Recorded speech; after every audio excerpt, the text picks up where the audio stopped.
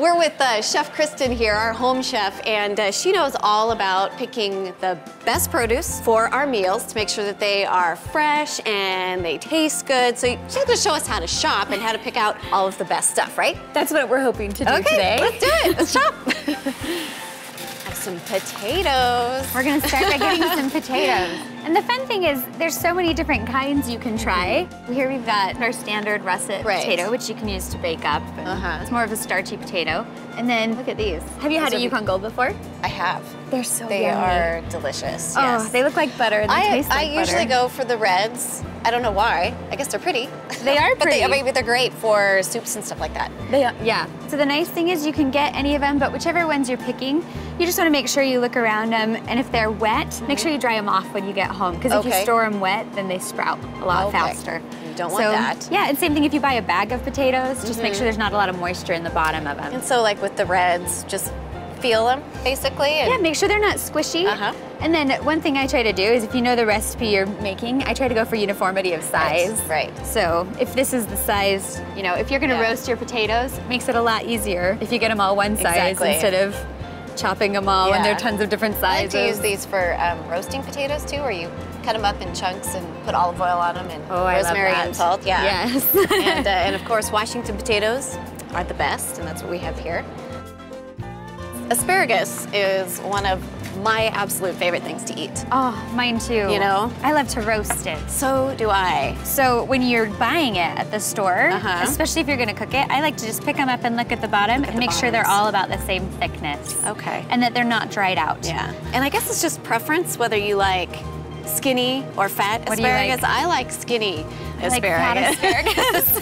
I don't know why. Like the skinny, when you grill it, if you put it on the grill, it gets kind of charcoaly and crispy a little bit. I like that bit. I like the fat ones because then you get to crunch into them and you just slice them more. It's like a roasted portobello. Yeah, nice and then I always too look just to make sure the tips are fresh and not slimy. When I get home and store it in the fridge, I put it in a container of water in the fridge. That's a good idea. And then it stays fresh till the day you're gonna use it. Very good. So, yum. I'm starting to get a little hungry. Oh, look at these pears. Hello. Good. These are some good-looking pears you have here. Yes. Where are they from? Chelan, Washington. Really? So how do you pick a good pear? Well, these are more of a winter pear, so you want it to be soft at the stem end, just a little soft. They don't really turn very much color. Sometimes you'll see a yellow one. Most of the time they do. And these are grown right here in Washington, right? Are you finding a lot of people are caring about things grown in Washington? Yes, we're very fortunate in the state of Washington with what we have. Peaches, nectarines, pears, potatoes, onions, you know, asparagus, the whole gamut. It's fabulous. And because we don't have to ship, they can be grown riper. So a lot of times if it's coming out of Florida or whatever, the shipping can really damage the product.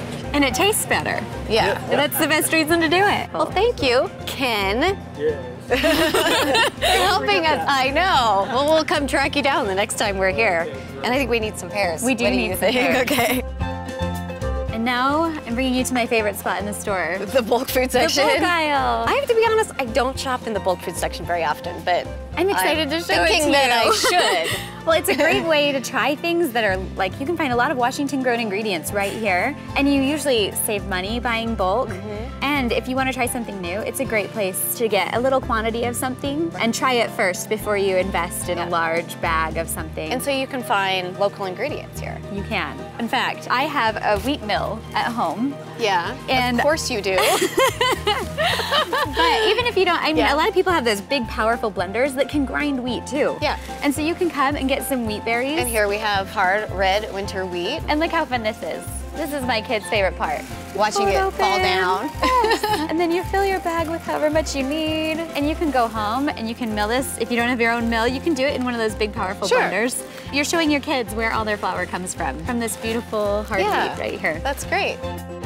Here here we are in the frozen food section. Yes. And we have berries. We are getting berries because they have such a short season. Right. So for the rest of the year, when you are buying fresh berries over in the produce section, your berries are coming from another country like Mexico or somewhere else warm and tropical. Right. But if you want to eat fresh Washington berries year-round, then you come to the frozen section and you get delicious Washington berries and you save money because they're cheaper.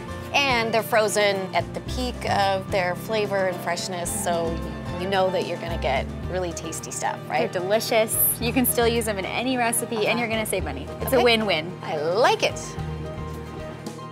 No grocery trip is complete without a quick stop at the bakery. We grabbed some of our favorite treats.